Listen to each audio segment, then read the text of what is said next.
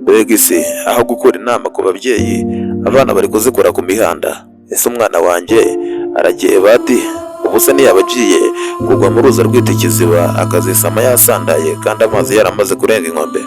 Ariko ngomba gushaka icyo nkora hakiri kare. Ariko se kandi badiri mwe ndamenya mera kuko ibyo numvise n'amatwi yanjye ntiyabashije kubisobanukirwa. Ngo diru muvu, noneho numvise banavuga ngo kope ziratudoda. Gusa mfite akazi ko kwerekana ko icyiza iteka ryose kizahora gitsinda ikibi.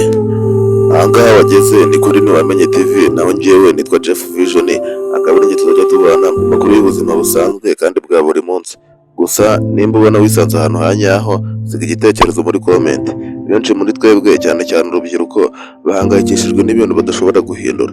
Gusa uno munsi nyemerera tureke guhangayitswa n'ibintu tudashobora kugenzura cyangwa se guhindura, ahubwo imbaraga zawe uzishyire mu bintu ushobora guhindura, imyitwarire yawe, ibitekerezo byawe n'ibyemezo byawe.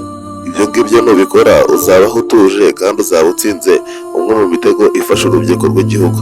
Ariko kuva ku myaka 15 kugeza kuri 20 utakaza inshuti nyinshi, ukora amakosa menshi, ibizira n'ibitazira, uratsindwa ndetse rimwe na rimwe ukibaza nimba ubuzima bufite icyerekezo.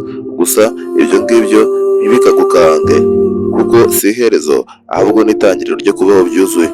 Kandi ibibazo ntibizashiraho kandi nawe ntuzahoraho iteka ryose. Aho guhora uhunga ibibazo, bihagarara imbere, wishimire ubuzima uko buri kandi wibuke ko aho uri Imana ikureba.